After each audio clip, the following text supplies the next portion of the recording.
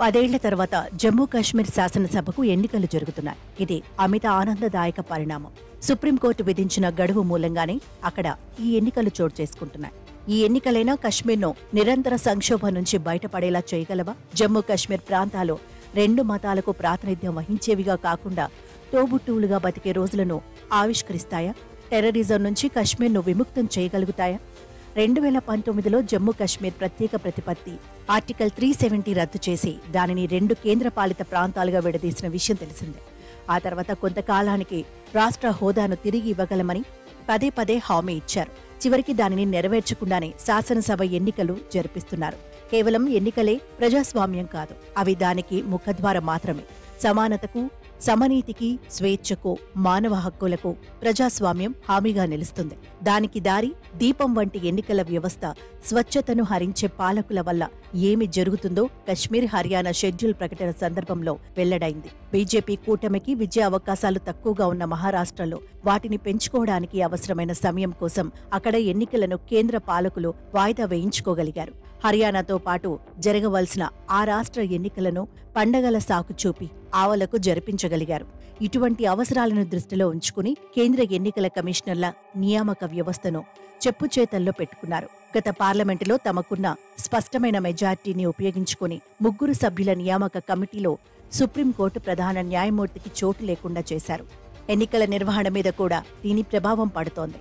మొన్నటి లోక్సభ ఎన్నికల ప్రచార ఘట్టంలో ప్రధాని మోదీ ఎంతగా నియమోల్లంఘనలకు పాల్పడ్డారో తెలిసిందే. అయినా ఎన్నికల కమిషన్ కళ్లప్పగించి చూసిందే కాని ఏమీ చేయలేకపోయింది.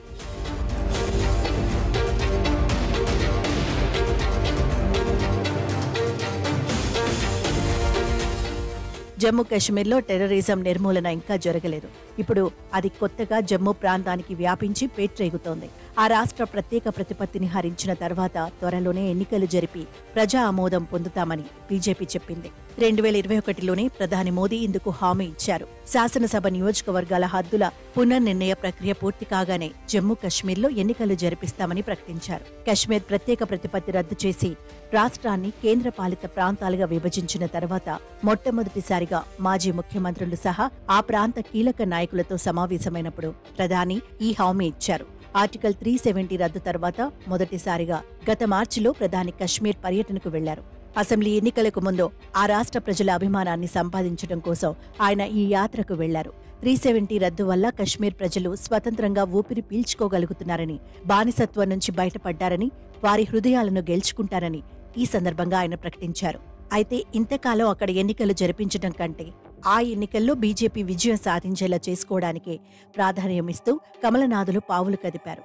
నియోజకవర్గాల పునర్విభజనను కూడా ఇందుకు దుర్వినియోగం చేశారు. అధిక జనాభా గల కశ్మీర్ లోయలో అదనంగా ఒకే ఒక నియోజకవర్గాన్ని కలిపి జమ్మూ ప్రాంతానికి 6 కొత్త నియోజకవర్గాలను చేర్చిన పునర్విభజన ప్రక్రియ విమర్శలకు గురైంది. హిందూ ప్రాంతమైన జమ్మూకి అధిక నియోజకవర్గాలను చేర్చడం వెనుక బీజేపీ కుట్ర ఉందని కశ్మీర్ నాయకులు, మేధావులు ఆరోపించారు.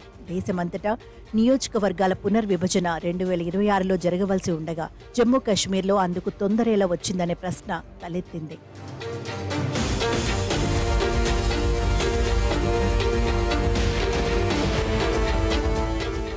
ఇటువంటి చర్యల ద్వారా బీజేపీ కశ్మీర్ లోయ ప్రజలకు మరింత దూరమైంది. మొన్న జరిగిన లోక్సభ ఎన్నికల్లో కశ్మీర్ లోయలో బీజేపీ పోటీ చేయలేకపోవడం ఇందుకు ప్రబల నిదర్శనం. కశ్మీర్ లోయలో 3 లోక్సభ స్థానాలున్నాయి. మొన్నటి ఎన్నికల్లో అందులో 2 నేషనల్ కాన్ఫరెన్స్ గెలుచుకోగా 1 ఇండిపెండెంట్ కైవసమైంది. జమ్మూలోని 2 స్థానాల్లో బీజేపీ గెలిచింది. కశ్మీర్ను చావబాది చెవులు మూశామని దేశమంతటా జబ్బలు జరుచుకునే బీజేపీ తన చర్యకు లోయ ప్రజల మద్దతు కూడగట్టుకోలేకపోయిన వాస్తవం కళ్లకు కడుతోంది.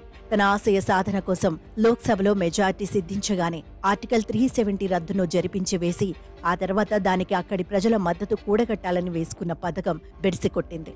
గవర్నర్ ఉండే రాష్ట్ర అసెంబ్లీకి, లెఫ్టినెంట్ గవర్నర్ గల కేంద్ర పాలిత ప్రాంత అసెంబ్లీకి చాలా తేడా ఉంది. ఎల్జీ అదుపాజ్ఞలలోని యూటీ శాసనసభకు ఆ ప్రాంత మనుగడకు సంబంధించిన కీలక అంశాలపై శాసనాలు చేసే అధికారం ఉండదు. అవి కేంద్రానికే దఖలు పడి ఉంటాయి. విద్యా, సాంస్కృతిక వ్యవహారాల వంటి కొద్ది అంశాలకే కేంద్రపాలిత ప్రాంత అసెంబ్లీ పరిమితమై ఉంటుంది. కశ్మీర్ ఎల్జీ అధికారాలను పరిమితంగా పెంచుతూ మొన్న జూలైలోనే కేంద్రం చట్టాన్ని సవరించింది. పోలీసులు శాంతి భద్రతలు, నియామకాలు, బదిలీలపై అంతిమ అధికారాన్ని లెఫ్టినెంట్ గవర్నర్కు కట్టబెట్టింది. అందుకే లెఫ్టినెంట్ గవర్నర్ పాలనలోని కేంద్రపాలిత ప్రాంత శాసనసభ ఎన్నికల్లో పోటీ చేయడం నామోషి అనుకుని వాటికి దూరంగా ఉండడానికి ప్రధాన రాజకీయ పార్టీలైన నేషనల్ కాన్ఫరెన్స్, పీడీపీలు మొదట్లో నిర్ణయించుకున్నాయి. ఇప్పుడు అవి మనసు మార్చుకున్నాయి. ఈ ఎన్నికలను ప్రతిష్టాత్మకంగా తీసుకుని బరిలో దిగుతున్నాయి. నేషనల్ కాన్ఫరెన్స్ కాంగ్రెస్తో పొత్తు కుదుర్చుకుంది. మరో ప్రధాన రాజకీయ పక్షం పీడీపీ కూడా బీజేపీతో కలిసి పోటీ చేసే ప్రసక్తే లేదని స్పష్టం చేసింది. ఇండియా కూటమి భాగస్వామిగా కాంగ్రెస్, నేషనల్ కాన్ఫరెన్స్లతో పొత్తుకు సిద్ధంగా ఉన్నానని ప్రకటించింది.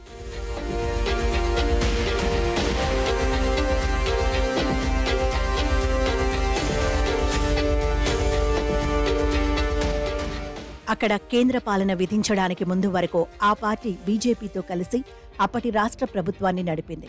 ఆర్టికల్ 370, 35A, జమ్మూ కశ్మీర్ శాశ్వత పౌరుల హక్కుల పరిరక్షణలను పునరుద్ధరింపచేస్తానన్న వాగ్దానాన్ని నేషనల్ కాన్ఫరెన్స్ తన ఎన్నికల ప్రణాళికలో చేర్చడం గమనించవలసిన అంశం. 5 న్యాయమూర్తుల ధర్మాసనం ద్వారా ఇచ్చిన తన తాజా తీర్పులో కశ్మీర్ స్వయం ప్రతిపత్తిని, ప్రత్యేక హక్కుల రద్దును ధృవీకరించినప్పటికీ అంతకు ముందు 3 సార్లు ఆర్టికల్ 370ను సుప్రీంకోర్టు సమర్థించిన విషయాన్ని మాజీ ముఖ్యమంత్రి ఒమర్ అబ్దుల్లా గుర్తు చేస్తున్నారు. ఈ ఆర్టికల్ పునరుద్ధరణకు రాజకీయంగా పోరాడతామని ఆయన ప్రకటించారు. హర్యానా, జమ్మూ కశ్మీర్ శాసనసభల్లోని ఎన్నికలు జరుగుతున్న స్థానాల సంఖ్య 1. కానీ హర్యానాలో ఒకే ఒక్క రోజులో పోలింగ్ ముగిసిపోనుండగా కశ్మీర్లో 3 విడతల్లో జరగనుండడం గమనించదగినది. ప్రశ్నకు ప్రతిపక్షానికి ఆస్కారం లేని లెఫ్టినెంట్ గవర్నర్ పాలనలోనూ జమ్మూ కశ్మీర్ను దారికి తెచ్చుకోవడం స్పష్టంగా కనిపిస్తున్న బీజేపీ వైఫల్యం.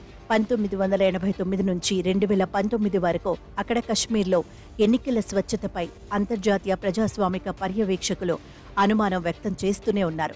భద్రతా దళాలు ప్రజలను భయపెట్టి పోలింగ్ బూతులకు తరుముతున్నాయనే ఆరోపణ తరచూ వినిపిస్తోంది. జమ్మూ కశ్మీర్ జనాభా 1.56 కోట్లు, ఓటర్లు 87.09 లక్షలు, పురుష ఓటర్లు 44.46 లక్షలు, స్త్రీలు 42.62 లక్షలు. మొదటిసారి ఓటు హక్కు పొందిన వారు 3.71 లక్షల మంది.